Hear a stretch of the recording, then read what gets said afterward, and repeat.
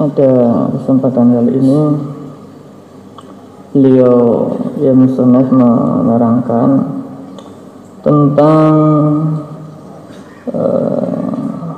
keadaan hati seseorang yang telah mendapatkan atau disinari dalam hatinya. Fasyarafa mongko noleh ai fi sababi dzalika nuru, dengan sebab disinarinya hati, asyraqa fi qalbihi, dengan sebab hatinya ini telah disinari sebuah pancaran sinar yang terang benderang, juga dia jalan yang dia lalu ini juga akan menjadi tampak jelas. Maka dengan hatinya yang telah bersinar terang itu memperjelas pandangan mata hatinya, sehingga dengan terangnya pandangan mata hati tersebut ia dapat melihat sesuatu yang hak dengan jelas. Jadi kalau hatinya belum terpancari sinar, itu dalam melihat suatu perkara itu masih samar-samar atau bahkan gelap gulita, sehingga dia tidak bisa melihat atau membedakan mana yang hak dan mana yang batil, sehingga terkadang dia terbawa oleh suasana hati menjalankan atau menjalani sesuatu yang bukan hak, seperti pada kesempatan minggu-minggu yang sebelumnya, yaitu sesuatu yang duniawi yang mana itu akan musnah. Namun kalau hatinya telah tersinari oleh nur, ini pandangan mata hatinya menjadi jelas mana sesuatu yang hak dan mana yang tidak hak atau batil. Sehingga dengan demikian ketika ia bisa melihat dengan jelas sesuatu yang hak, maka ia tidak akan menolak atau tergoda dengan sesuatu yang bersifat duniawi.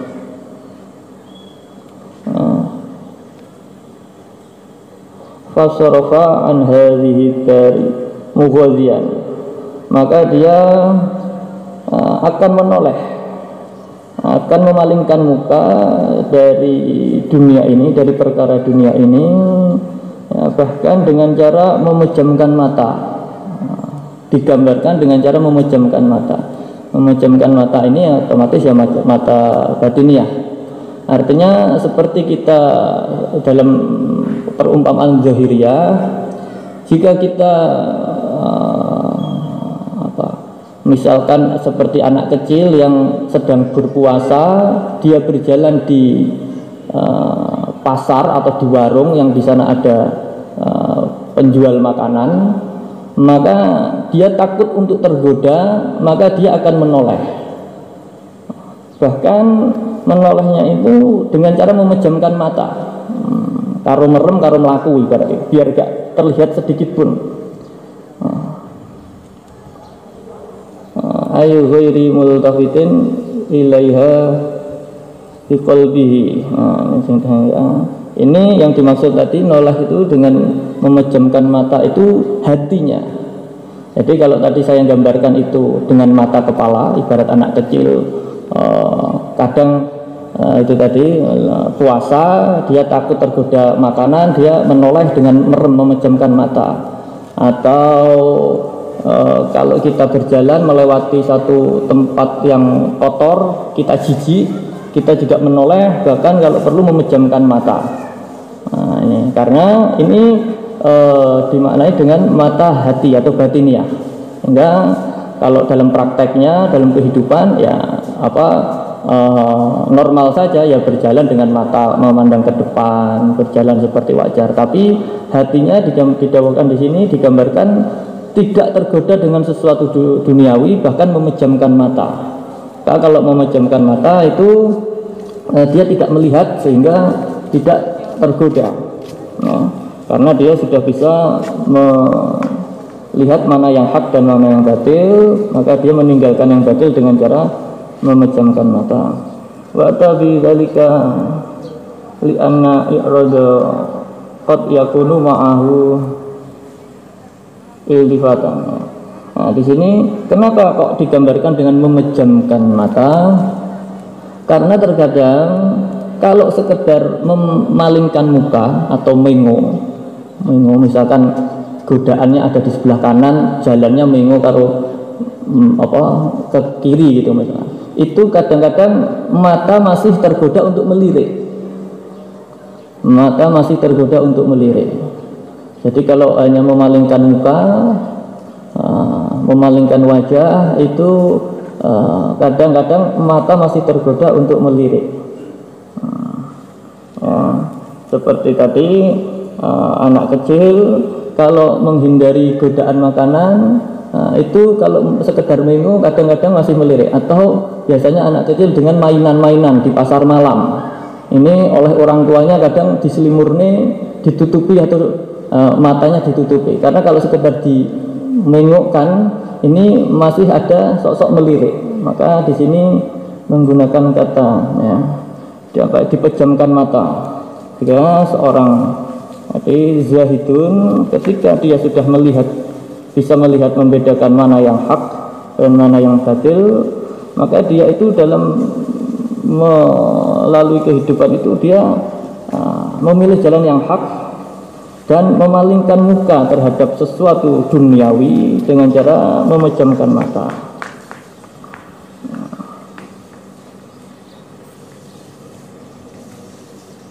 Wa'aradu annaha mu'aliyan falam yatahidduha watonan. Dan juga dia tidak menjadikan waton, ini umumnya dimaknai tanah air. Dia tidak menjadikan tanah air tempat dia hidup ini sebagai alam yastautinha hidzohirihi ala jihadi tamattu. Dia tidak menjadikan waton atau tanah air itu sebagai tujuan dalam mencapai kesenangan wa taladud lan kegembiraan. Jadi dia tidak menjadikan tempat tanah air ini dalam kehidupan dunia ini, tidak mendapatkan dunia ini sebagai tujuan kesenang-senangan lahiriahnya.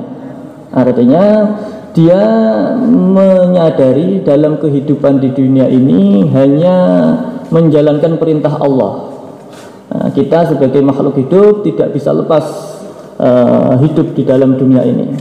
Namun seseorang yang hatinya telah terpancarkan sinar, ini tidak menjadikan kehidupan di dunia ini sebagai tujuan untuk melepaskan kesenang-senangan.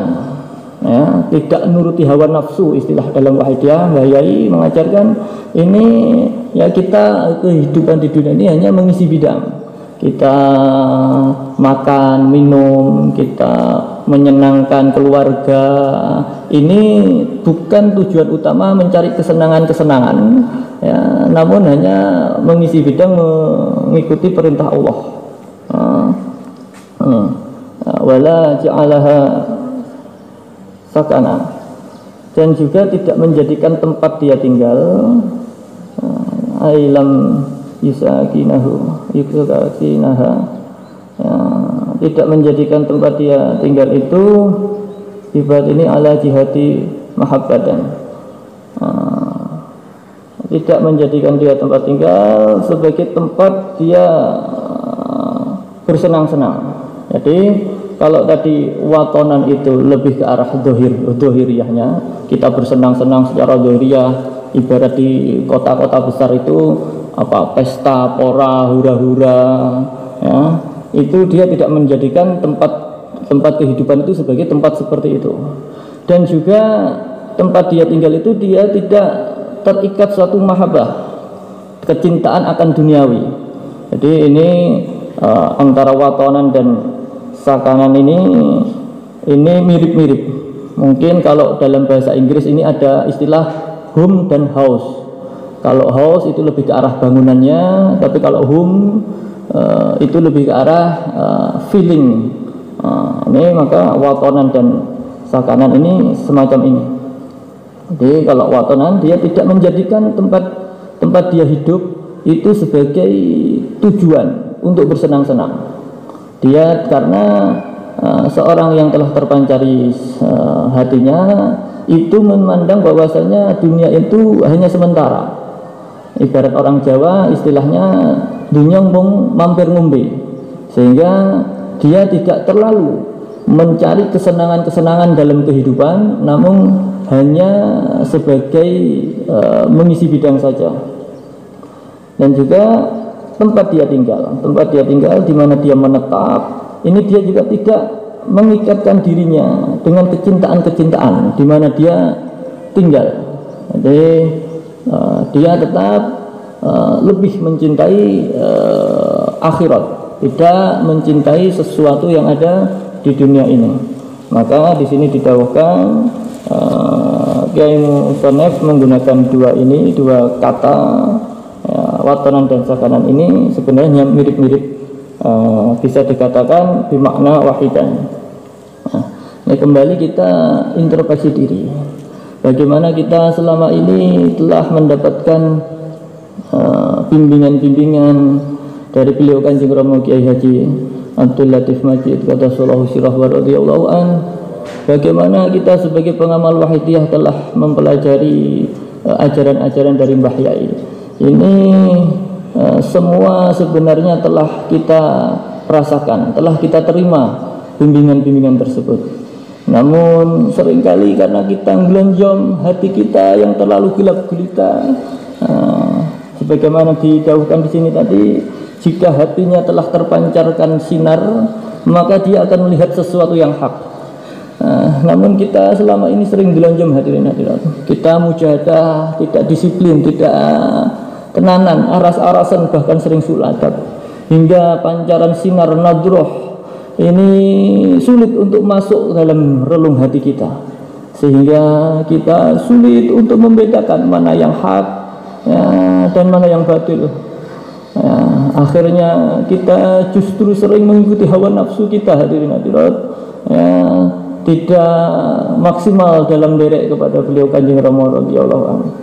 Namun apabila kita terus melakukan peningkatan mujahadah, insyaallah kita perlahan sedikit demi sedikit akan dibukakan pintu hati kita, pintu mata hati kita, sehingga pancaran sinar nadroh akan terpancar kepada batiniah kita, hati kita, sehingga kita diberi kemampuan untuk membedakan mana yang hak dan yang mana yang batil, hingga kita diberi bisa untuk lebih menerapkan ajaran wahidiyah lillah billah lirrasul lirrasulil ghaus bil ghaus, derek Mbah Yai, derek Kanjeng Rama Yai.